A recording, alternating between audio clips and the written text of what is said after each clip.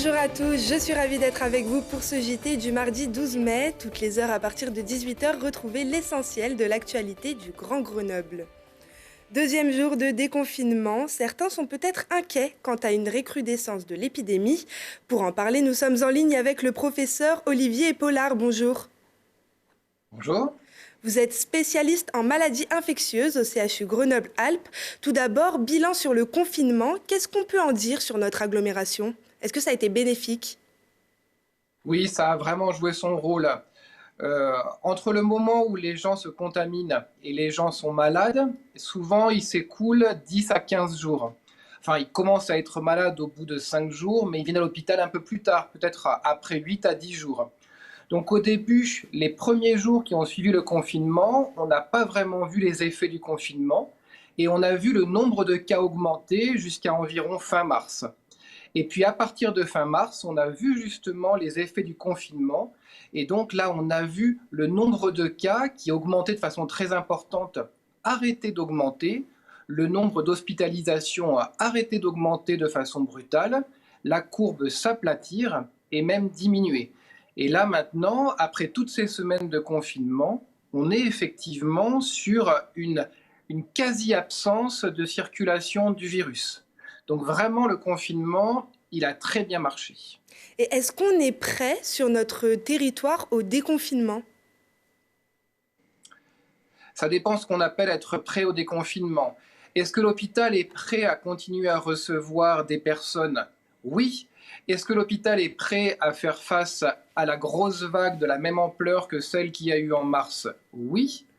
Est-ce qu'on serait prêt à recevoir des événements aussi brutaux, aussi violents que ceux qu'il y a eu en Lombardie ou en Alsace à la fin du mois de février ou au début du mois de mars?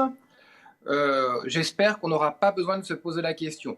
Je suis serein sur le fait qu'on puisse faire face, mais je préférerais ne pas avoir besoin de se poser la question. Combien de patients sont encore hospitalisés pour des cas de Covid-19 au CHU Grenoble-Alpes ? Actuellement, il y a encore, alors ça dépend ce qu'on appelle des cas de Covid, parce qu'il y a des personnes qui sont encore hospitalisées, mais leur Covid est terminé et elles sont plus proches de la convalescence. Il y a d'autres personnes qui sont encore hospitalisées en réanimation après un Covid et pour lequel on peut avoir de l'inquiétude. Mais par exemple, on a eu très peu d'hospitalisations pour nouveau Covid depuis 2 semaines, ce qui reflète bien le fait que le virus ne circule presque plus actuellement. Au maximum, on avait plus de 110 patients hospitalisés au CHU et maintenant, on est plus proche d'une quinzaine de patients. Alors on le sait, le département de l'Isère est en vert pour l'instant. Est-ce qu'on peut imaginer qu'il deviendrait rouge dans les prochaines semaines ? C'est possible, on a été vert. Mhm. On peut imaginer qu'on va rester vert. C'est-à-dire que malgré le déconfinement, comme le déconfinement d'une part est progressif, comme d'autre part il y a des gens qui vont rester en télétravail, comme il y a des personnes à qui il va être recommandé de ne pas sortir, les personnes fragiles, comme les parents ne vont pas emmener tous leurs enfants à l'école et donc les parents vont moins sortir, comme par ailleurs les gens vont garder un masque le plus possible, j'espère, le déconfinement ne va peut-être pas s'accompagner, ne va probablement pas s'accompagner d'une nouvelle circulation violente du virus. Si on continue à faire tous ensemble attention, on n'aura pas à nouveau plein de nouveaux cas. Mais en même temps, on se donne vraiment tous les moyens qu'on peut pour détecter dès qu'il se passera quelque chose, le virus. Et c'est pour ça, par exemple, que les laboratoires de ville, mais aussi le CHU, ont beaucoup augmenté leur capacité à faire des tests. Et maintenant, si on a le moindre doute pour soi-même, c'est-à-dire si soi-même on est en train d'avoir des signes cliniques, de la toux, de la fièvre, de la diarrhée, de la fatigue complètement inhabituelle, il faut aller voir son médecin traitant, il vous prescrira un prélèvement dans le nez et on a le résultat maintenant en moins de 24 heures et on sait tout de suite si on est porteur ou pas et s'il faut ou pas se confiner pendant une semaine. Alors, vous parliez de l'école. Cette semaine, c'est justement la reprise progressive de l'école. On a eu une interview dans notre journal de jeudi dernier, le professeur Jean-Paul Stahl, qui affirmait, en s'appuyant sur des études, que les enfants ne transmettaient presque pas le virus. Est-ce qu'il y avait et qu'il n'y avait presque aucun risque à les remettre à l'école? Quel est votre avis à vous? Je ne sais pas si ce que Jean-Paul Stahl ou moi-même allons dire, c'est un avis. Ce qu'on peut avoir, nous, c'est plutôt une constatation des données disponibles. Et les données disponibles, ce n'est pas une question d'avis, c'est juste une question Mhm. peut-être de connaissance. Ces données disponibles, elles nous disent effectivement que contrairement à la grippe, les enfants ne sont pas des vecteurs aussi importants du Covid. Et Mhm. que avoir des écoles ouvertes ne veut pas dire avoir une circulation intense du virus. Là aussi, on est très vigilant sur ce qui pourra se passer. Là aussi, si un enfant présente des signes de Covid, ce qui est quand même rare, hein, les enfants ont rarement été malades. Si un enfant a des signes de Covid, il devra faire un test et on saura ce qui peut se passer. Et s'il faut isoler un enfant, confiner un enfant à nouveau pour quelques jours, bien sûr, on le fera. Mais ce qu'on peut se dire, c'est qu'à la fois, on a des données déjà rassurantes Mhm. et à la fois, on a aussi beaucoup d'inconnus. Et c'est pour ça que tous les pays qui sont en train de déconfiner regardent les données qui apparaissent les uns chez les autres, communiquent entre eux pour comprendre au mieux ce qui se passe en temps réel. Merci beaucoup, Olivier Pollard, d'avoir bien voulu nous répondre. Merci à vous. Au revoir. Je vous souhaite très bonne soirée. Au revoir. D'ailleurs, sur le département isérois, si certains élèves ont fait leur grand retour à l'école ce mardi, la réouverture progressive ne se fait pas avant le 13 ou le 14 mai pour certaines communes, encore plus tard pour d'autres, mais à Chapareillan, la rectrice Hélène Incel a pu faire sa rentrée ce mardi avec Lilian Veillet. C'est la reprise des trousses, des cartables et des cahiers. Un retour à l'école attendu par les enfants est jugé important pour éviter que les élèves ne décrochent à distance. L'accompagnement de ce qui sera fait à la maison est très très différent quand on est avec l'enseignant. C'est ça qui nous a manqué pendant cette période de confinement. Le contact avec l'enseignant, parce que l'enseignant, surtout chez les petits, a besoin du retour de l'élève. C'est beaucoup plus compliqué d'avoir un retour à distance pour bien cerner à quel niveau l'enfant est de l'acquisition d'une compétence. Dans l'académie grenobloise, 92% des écoles ont rouvert. Un protocole sanitaire très exigeant a donc été mis en place et expliqué en douceur aux enfants. 40 secondes en comptant une souris verte qui courait dans l'herbe. À Chapareillan, par exemple, 60% des parents d'élèves se sont montrés volontaires pour que leurs enfants reprennent les cours. Mais les capacités d'accueil sont très restreintes. Seuls 40 à 50 élèves sur les 190 ont pu retrouver le chemin de l'école, tout en respectant les consignes de distanciation. Ça veut dire marquage au sol, comme vous l'avez vu. Ça veut dire effectivement rituel de lavage des mains qui est très organisé.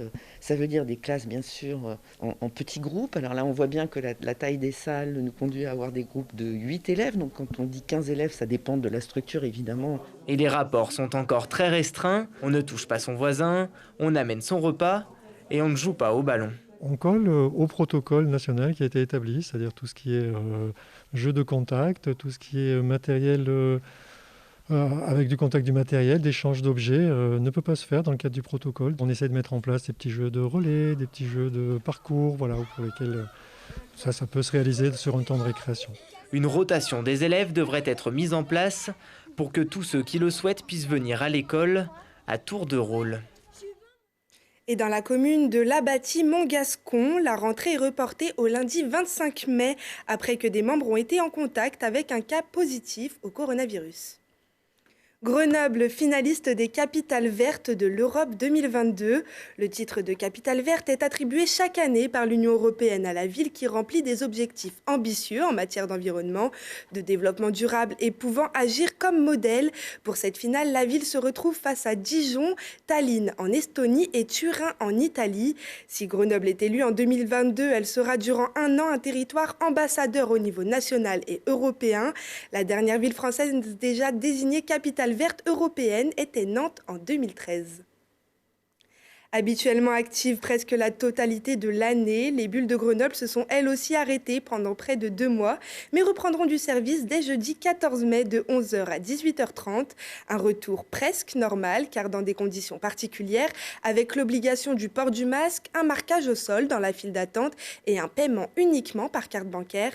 À savoir que les cabines seront désinfectées régulièrement dans la journée.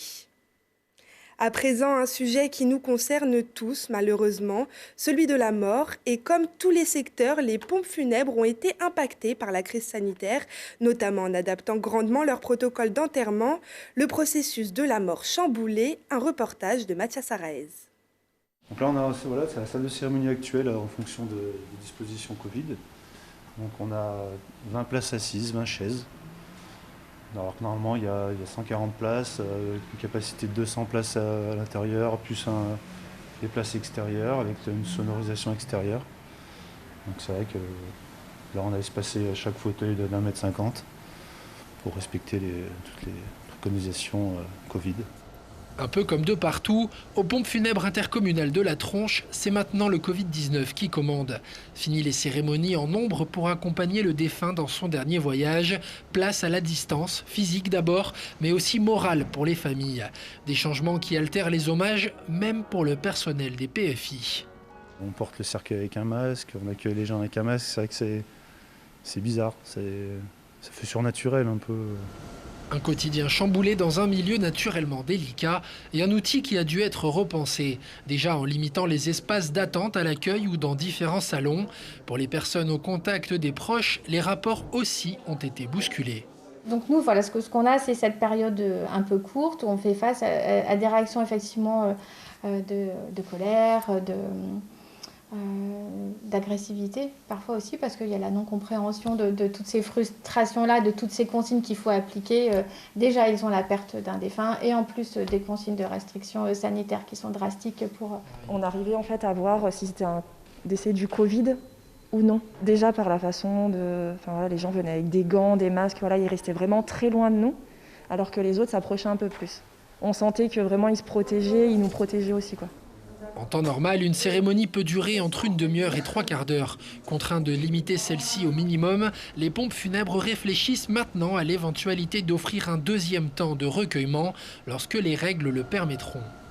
Nous croyons beaucoup au rassemblement physique pour pouvoir, parce que les rites, l'importance des rites, on les connaît bien, pour que finalement ces familles puissent quelque part ne pas ressentir un besoin de manque, d'avoir manqué une étape dans le deuil.